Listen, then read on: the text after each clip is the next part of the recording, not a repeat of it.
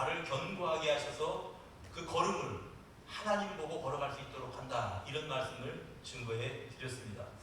왜 기다려야 되는가? 웅덩이에 빠져서 왜 하나님께 부르짖어야 되는가? 하나님은 하나님의 때에 하나님의 일을 하시기 때문에 그렇습니다. 즉 하나님의 시간과 사람의 시간이 다르다는 것입니다. 하나님의 속도와 사람의 속도가 다르기 때문에 때로는 우리를 기다리게 하시는 하나님, 그 하나님을 우리는 이제 경험하는 것입니다. 오늘 베드로 사도가 이 편지를 쓸 때 당시의 사람들은 박해받는 그리스도인들이었습니다. 여러분, 예수를 믿는다고 한다면 공무원이 될 수 없었습니다. 공직에 나갈 수 없었습니다. 뿐만 아니라 그들은 이 세상에서 출세할 수도 없었고 성공할 수도 없었습니다. 그것들을 다 포기하고 신앙을 위해서만 살아가던 사람들입니다. 그러므로 이 박해당하던 사람들의 소망은 하늘나라였습니다. 때로는 감옥에 갇히기도 하고 때로는 사형을 당하기도 하면서 생명을 걸고 신앙생활을 했었던 이들에게 있어서 유일한 소망은 하늘나라였습니다. 언젠가 예수님께서 재림하실 것입니다. 그리고 그분이 산자와 죽은 자를 심판하실 것이고 새 하늘과 새 땅을 이제 이 세상에 이루실 것입니다. 그것이 그들의 소망이었습니다. 그런데 문제는 예수님께서 그들이 생각하는 것처럼 속히 재림하시지를 않았다는 것입니다. 그들 가운데 조바심이 생기기 시작한 사람들이 있습니다. 다시 오신다고 하신 예수님의 약속이 확실한 것인지 그것이 진실한 것인지 마음속에서 의심의 안개가 피어오르기 시작합니다. 자, 이런 그들, 어떤 사람들은 신경쇠약에 걸릴 정도가 되기까지 했습니다. 이러한 자들을 향해서 베드로 사도는 오늘 권면하고 있는 것입니다. 조급하지 말아라. 이것이 베드로 사도의 권면이었습니다. 오늘을 살아가는 우리들 역시 마찬가지입니다. 기도를 하지만 왜 경제적인 고통이 사라지지 않을까? 열심히 기도했지만 왜 우리 가정은 변화가 없을까? 열심히 기도했지만 왜 내 기도를 하나님 듣지 않으시는 것처럼 우리 믿지 않는 주변 사람들이 변함이 없이 마음을 견고하게 하고 있을까? 그런 질문이 우리 마음속에 생길 때가 있다라고 하는 것입니다. 이에 대해서 베드로 사도는 이렇게 답변을 합니다. 8절 말씀해 보니까 사랑하는 자들아, 죽게는 하루가 천년 같고 천년이 하루 같다는 이 한 가지를 잊지 말라. 우리 하나님께는 시간이 하루가 천년 같습니다. 그러므로 우리 인간이 천년 동안 걸려서 해야 될 모든 일을 우리 하나님은 하루 만에 다 하실 수 있는 분입니다. 여러분들이 가지고 있는 문제들, 내가 기도하고 있는 모든 것들, 아무리 얽혀있는 인생의 문제라고 할지라도 하나님이 마음만 먹으시면 하루 만에 풀어내실 수 있는 분이시라고 하는 말씀입니다. 그런데 왜 하나님은 당장 그 문제를 해결해 주지 않으시는 것일까요? 자, 그 다음에 계속되기를 죽게는 천년이 하루 같다, 이렇게 말씀을 하십니다. 천년이 하루 같다. 여러분, 천년의 시간을 하루처럼 기다리시는 것입니다. 누가복음 15장에 집 나간 아들을 기다리는 아버지는 마치 1년을 하루처럼 기다리는 아버지입니다.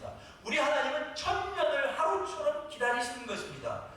9절에 보니까 주의 약속은 어떤 이들이 더디다고 생각하는 것 같이 더딘 것이 아니다. 예수님 재림이 더딘 것이 아니다. 오직 주께서는 너희를 대하여 오래 참으시기 때문에 천년을 하루같이 기다리시는 것입니다. 오래 참으사 아무도 멸망하지 아니하고 다 회개하기에 이르기를 원하시느니라. 회개를 기다리심으로 천년을 하루같이 기다리시는 하나님, 그런 마음을 우리가 여기서 읽을 수가 있습니다. 창세기 18장에 보면 소돔성이 멸망할 것이라고 하나님께서 아브라함에게 일러주십니다. 아브라함이 하나님께 기도하죠. 여호와여, 만약 그 성에 의인 50이 있어도 그 성을 멸하시겠습니까? 의인 50이 있으면 그 성을 멸하지 않겠다, 하나님께서 약속하십니다. 그런데 이때부터 끈덕지게 아브라함이 기도합니다. 하나님, 50인에서 5명 뺀 45명이 있으면 어떻게 하시겠습니까? 그래도 내가 그 의인 45명을 인해서 이 성을 멸하지 않겠다. 40명, 30명, 20명, 10명까지 끈덕지게 기도를 합니다. 그런데 이상하게 하나님은 그때마다 하나님은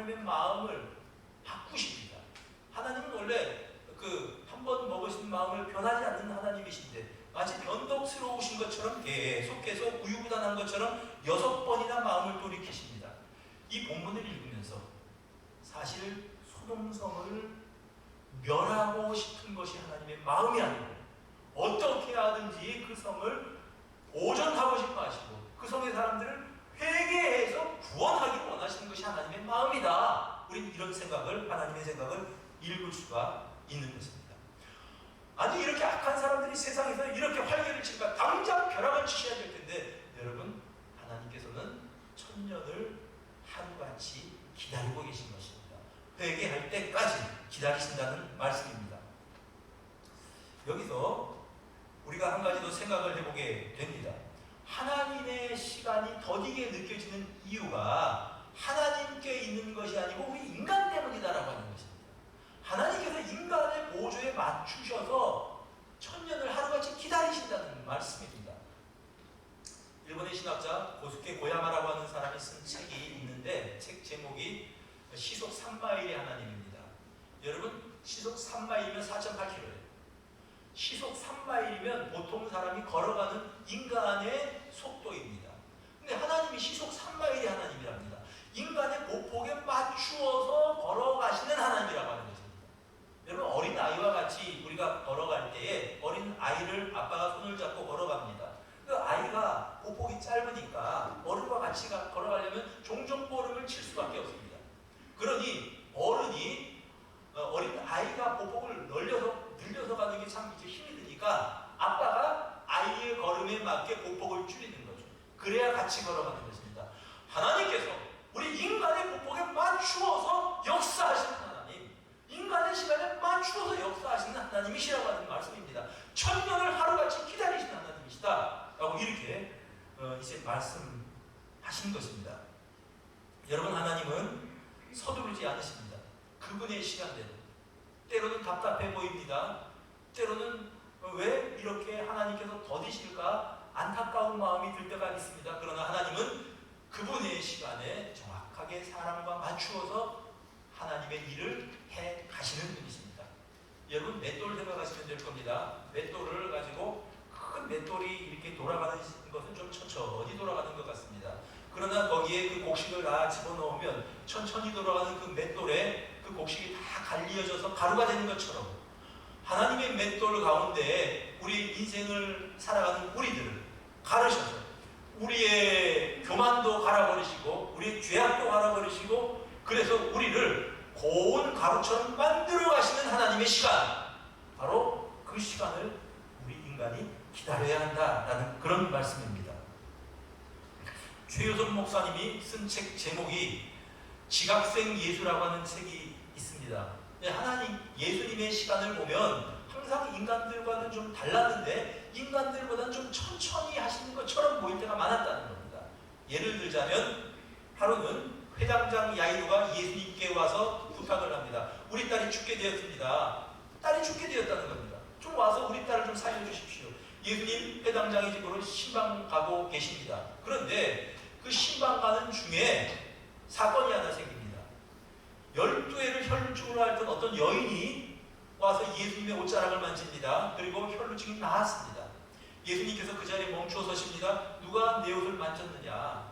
12제자뿐만 아니라 수많은 사람들이 모여서 같이 회당장의 집으로 가고 있습니다. 그러니 이 많은 사람들이 같이 몰려가고 있는데 누가 예수님 옷자락에 손을 대었냐고 물으시니 어떻게 된 겁니까? 여러 사람들이 접촉이 있었다는 이야기죠.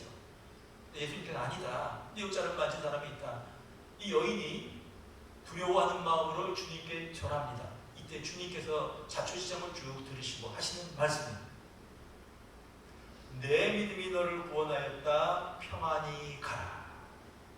자, 여러분 그리고 나서 그 시간이 한참 걸렸을 거 아니에요. 예수님 다시 이제 야이로의 집으로 가시는 겁니다. 여러분 야이로 입장에서 생각해 보십시오. 이 혈루증 걸린 여인은 하루 좀 늦게 주님을 찾아도 죽을 병은 아니잖아요. 12회를 혈루증으로 알았으니까.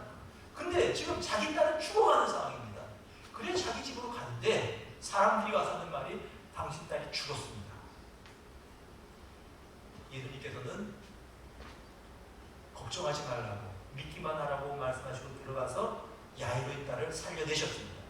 여러분 예수님께서 왜 뭐 하나도 급하지 않은 것처럼 뭐 볼일 다 보시고 가셨습니다. 이 여인을 긍휼히 여기셨기 때문에 그렇습니다.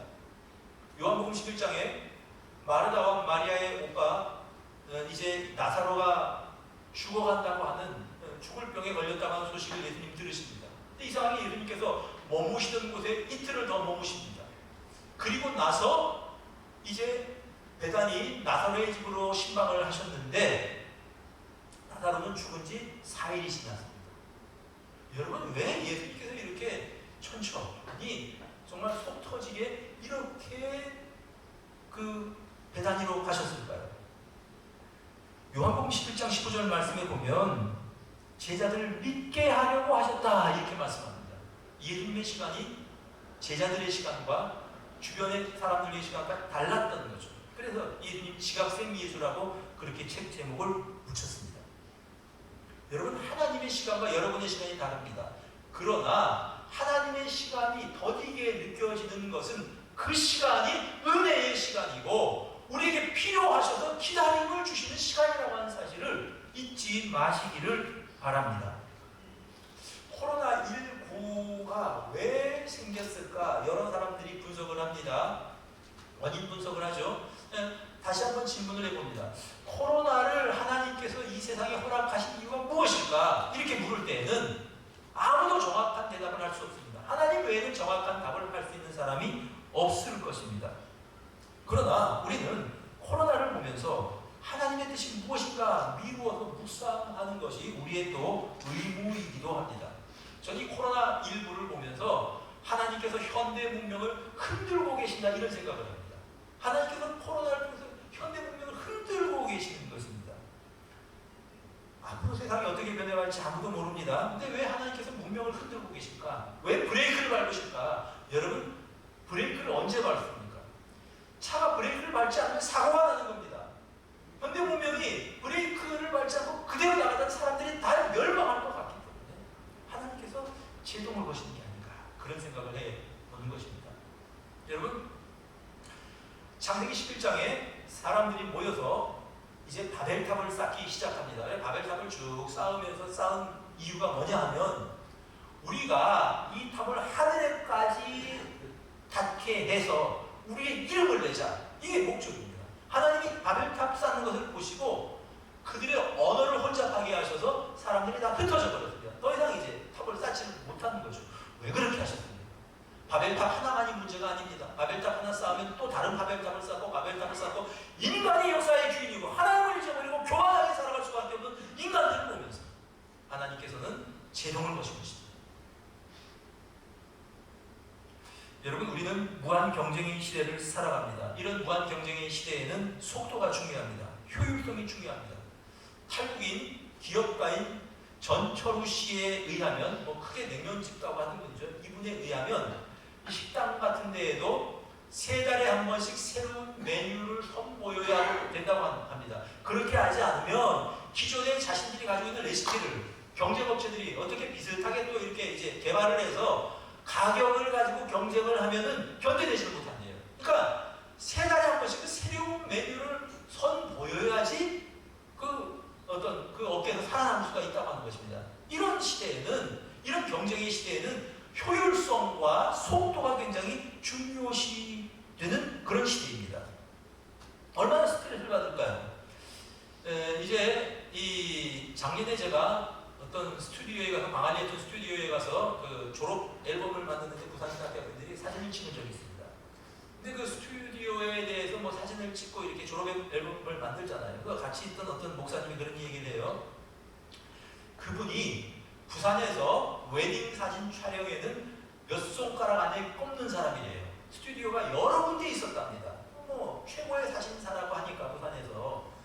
그런데 지금은 광안리에 그 스튜디오 하나만 유지하고 그러고 있는 겁니다. 여러분, 왜 이렇게 되었을까요? 세상이 바뀌었어요.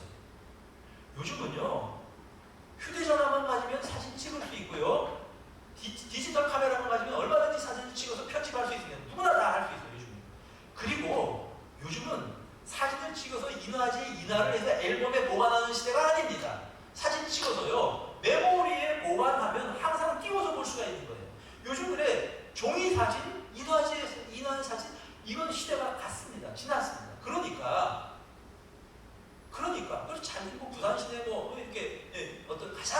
사진을 잘 찍는다는 사람이 이렇게 이제 이렇게 사업 규모가 줄어든 거죠. 세상이 바뀐 겁니다. 여러분, 앞으로 시대를 우리가 예측하기 어렵습니다. 살아남는 것이 중요합니다. 이런 불투명한 시대에는 어떻게 살아남을까 하는 것이 사람들의 화두입니다. 그래서 과정을 생략하고 빨리빨리 무엇인가를 갖다 해야 되는 것이 현대 문명인 것 같습니다. 얼마나 이제 이런 어떤 빠른 시대인지 모릅니다. 지난 금요일 날 어느 편의점에 가서 도시락을 하나 샀습니다. 근데 편의점 주인한테 물어봤습니다. 이거 어떻게 먹습니까? 했더니 전자레인지에 넣고 1분 40초 돌리면 된대요. 그래 한번 해보자. 1분 40초를 돌렸는데 여러분 참 1분 40초만 돌리니까 따뜻한 밥을 먹을 수 있습니다. 그런 시대로 우리가 살아갑니다. 그러다 보니 이런 빠른 시대에 사람들은 속도감에 취해서 과정을 잃어버리고 살아가기가 쉽습니다. 과정을 잃어버려요. 여러분, 마귀가 예수님을 유혹할 때 광야에서 돌을 가지고 떡을 만들어 먹으라고 그렇게 말합니다. 여러분, 떡을 만들려면 과정이 필요합니다. 농사를 지어야 되죠. 씨를 뿌리고, 그리고 김도 매줘야 되고, 그리고 약도 쳐야 되고, 병충해가 오지 않도록요. 그 다음에 이걸 갖다 다 이렇게 이제 추수를 해서 탈곡하고, 그리고 그걸 빻고, 그리고 또 이제 그래서 그런 과정을 통해서 떡이 만들어지는데 그런 과정을 생략하고 돌로 떡을 만들어 먹으라고 하는 것입니다. 사탄의 유혹입니다. 여러분, 이 시대에 이런 속도가 빠른 시대에 살아가면서 사람들은 하나님을 잊고 살아갑니다. 인생의 의미가 무엇인가, 하나님이 어떤 분이신가를 생각하는 것은 쓸데없이 한가한 공상처럼 사람들이 생각하는 시대를 우리가 살아가고 있습니다. 빨라야 살아남습니다. 내면을 성찰할 시간이 없습니다. 이 속도감 가운데 하나님을 잃어버리고 자기 자신을 잃어버리고 이웃에 대한 배려를 잃어버리고 살아가는 것이 현대 문명이 아닐까 생각을 합니다. 여러분, 이럴 때 코로나19를 통해서 하나님께서 제동을 거시는 것이 아닐까요? 코로나19를 겪으면서요 깨닫게 되는 게 있습니다. 그게 뭐냐 하면 우리 생활 가운데 정말 필요하다고 생각하는 많은 것들이 사실은 불필요한 것들이라고 하는 사실을 깨닫습니다. 여러분, 저녁 때 친구들과 만나서 뭐 회식하고 직장에서 회식하고 이런 회식 문화가 많이 이제 없어졌다고 합니다. 동호회 사람들끼리 모여서 취미 생활하고 등산 가고 뭐 이런 것들이 이제 이렇게 아무래도 이게 중지하게 된 사람들이 많다고 합니다. 어떤 의사 선생님은 집에 콕 집콕하라고 합니다. 여러분, 이런 일들을 다 끊어버리고 집에 와 보니까 정말 집에 가장 중요한 사람들이 누구인지를 깨닫게 되는 것입니다. 아내요, 남편이고 자녀들이고 가족들이라고 하는 것입니다. 여러분, 인생에 가장 중요한 사람이 누굽니까? 아내 아니에요, 아내. 옆집 아줌마가 중요한 거 아니잖아요. 여러분, 등산 같이 다니는 사람이 중요한 거 아니잖아요. 아내가 중요한 사람입니다. 남편이 중요한 사람입니다. 그 사실을 깨닫게 되는 것이죠. 우리가 그렇게 막 복잡하게 분주하지 않아도 살아갈 수 있다고 생각하는 사실을 깨닫게 됩니다. 그러면서 우리 인생에 중요한 것이 무엇인가 생각을 하면서 인생을 다시 한번 리셋할 수 있는 기회를 가지게 된다라고 하는 그런 말씀입니다. 그러니까 이런 코로나19를 우리가 겪으면서 정말 하나님의 뜻이 무엇인지 한번 생각을 해보고 살아가야 되는 것이 우리 인간들입니다. 오늘 본문에서 그런 시대를 살아가는 조급한 성도들에게 이제 이 베드로 사도는 이렇게 권면합니다. 첫째로 사람의 시간에 맞추어 주시는 분이 하나님이지만 우리는 내 시간대로 살지 말고 하나님의 시간대로 살아야 된다라고 하는 것입니다. 즉, 이 한 가지를 잊지 말라. 하나님의 시간이 천년이 하루같이 기다린다는 사실을 잊지 말아라. 우리들은 하나님의 시간대로 살아야 된다라고 하는 말씀입니다. 둘째로 우리가 우리에게 권하고 있는 것은 바른 자세로 사는 것이 중요하다라는 것입니다. 여러분, 이제 10절에 보니까 주의 날이 도둑같이 올 것이다. 그날에는 하늘이 큰 소리로 떠나가고 물질이 뜨거운 물에 풀어질 것이고 땅과 그 중에 있는 모든 일이 드러나리라 말씀을 합니다.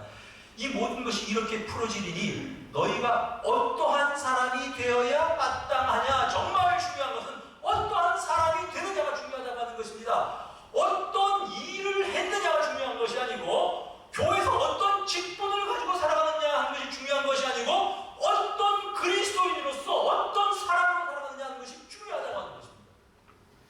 그것을 가지고 하나님 우리를 평가하실 것입니다. 그럼 어떤 사람이 되어야 마땅하냐? 거룩한 행실과 경건함으로, 거룩한 행실과 경건함으로 살아가는 사람이 되어야 된다라는 것입니다. 거룩한 행실과 경건. 여러분, 거룩함은 세상과 구별된다는 말입니다. 세상을 따라 살지 마십시오. 세상의 가치관은 경쟁에서의 생존이 최우선의 화두일 것입니다. 그러나 그것이 따라가야 될 진리가 아니라고 하는 것입니다. 구별되어야 합니다. 이기심과 탐욕의 지배를 받는 것이 세상 사람들의 삶입니다.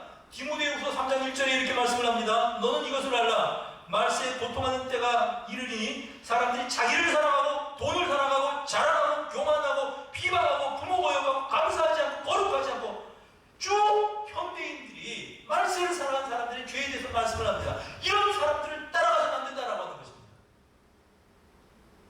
그러면서 이런 사람들은 4절에 보니까 배신하며, 사람 배신하고요, 조급하고 자만하고 쾌락사랑하기를 하나님 사랑하는 것보다 더하며 경건의 모양은 있으나 경건의 능력은 없는 사람들이다. 여러분, 예배를 드립니다. 교회에서 그런 듯하게 직분도 있어요. 경건의 모양은 있는데 능력이 없는 사람들, 거룩함이 없는 사람들, 여러분, 거룩한 행실이 없는 사람들, 교회에서는 거룩한 것 같을 때 세상에서 거짓말하고 악한 짓하며 할 짓 다 하면서 살아가는 사람들을 그들에게서 멀리하라. 그들 착신자가 아니라고 하는 것입니다. 가짜라고 하는 것입니다. 경건의 모양만 있는 사람들로부터 멀리하라, 이렇게 말씀하는 것입니다. 거룩한 행실과 경건함으로 하나님의 날이 임하기를 기다리라는 것이 우리에게 주시는 성경의 교훈인 것입니다. 여러분, 정말 중요한 것이, 여러분 거룩한 행실로 살아가십니까? 여러분 경건함으로 하나님을 경외하면서 살아가십니까? 거룩의 모양은 있지만, 경건의 모양은 있지만 경건의 능력을 부인하는 삶을 살아가는 가짜들입니까? 이 사실이 우리에게 도전하는 것입니다. 여러분, 정말 거룩한 행실과 경건함으로 살아가고 있습니까? 그렇지 않으면, 경건의 능력을 부인한다면 그 사람 가짜라고 하는 말입니다. 그 사람 가짜라고 하는 말입니다. 베드로 사도 그 사람들이 너희가 관심을 가지고 있어. 예수님 언제 재림하시냐는 것이 아니고 너희가 어떤 사람인가 라는 것이다. 거룩한 행실과 경건함으로 주님을 기다리고 있느냐, 그 사람이 장신자다 라는 것입니다. 사랑하는 여러분, 이런 믿음으로 새 하늘과 새 땅을 바라보는 사람, 바로 그리스도인들입니다. 물론 새 하늘과 새 땅, 예수님 그렇게 이제 부활하신, 재림하신 후에 새 하늘과 새 땅이 이루어질 것을 믿습니다. 그러나 우리가 이 땅을 살아가면서도 새 하늘과 새 땅을 살아가는 것처럼 믿음으로 살아가는 사람들이 되어야 된다라는 의미입니다. 여러분, 광야의 이스라엘 백성들이 광야를 길을 걸어갔지만 그들의 마음엔 가나안이 있었습니다. 그리고 만나를 먹고 불기둥과 구름기둥으로 인도하심을 따라 살아갔습니다. 그들은 광야에서도 가나안을 살아가는 것처럼 살아갔습니다. 이 세상을 살면서도 새하늘과 새 땅을 살아가는 사람들처럼 살아가십시오. 하나님 나라의 시민들로 살아가시기를 바랍니다. 이 세상을 살아가면서도 거룩한 행실과 경건함으로 주님의 오심을 기대하면서 살아가십시오. 그래서 불기둥과 구름기둥으로 인도하시는 주님의 인도하심을 체험하며 경험하며 살아가는 여러분 모두가 되시기를 주님의 이름으로 축복합니다. 기도합시다. 하나님 아버지, 감사합니다. 참으로 주님의 재림을 고대하는 사람들을 향하여서 너희가 어떠한 사람이 되어야 마땅하냐고 말씀하셨던 베드로 사도의 말씀을 우리 가슴에 새기며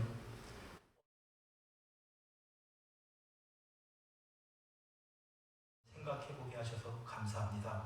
우리 성도들 거룩한 행실과 경건함으로 주님을 따르는 성도들 모두가 되게 하셔서 우리 주님의 도와주심과 은혜를 체험하며 살아갈 수 있도록 함께하여 주시옵소서. 우리 구주 예수 그리스도 이름으로 기도드립니다. 아멘.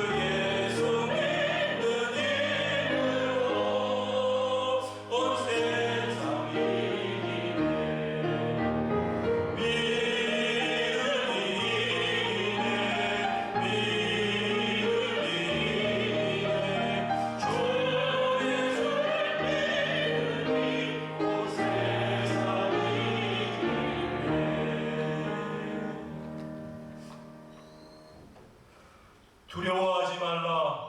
내가 너와 함께함이니라. 놀라지 말라. 나는 너의 하나님이 됨이니라. 내가 너를 굳세게 하리라. 참으로 너를 도와주리라. 참으로 나의 의로운 오른손으로 너를 붙들리라. 지금은 주 예수 그리스도의 은혜와 하나님 아버지의 변함없는 사랑과 성령의 교통하심이 우리들 가운데에 영원토록 함께 있을지어다.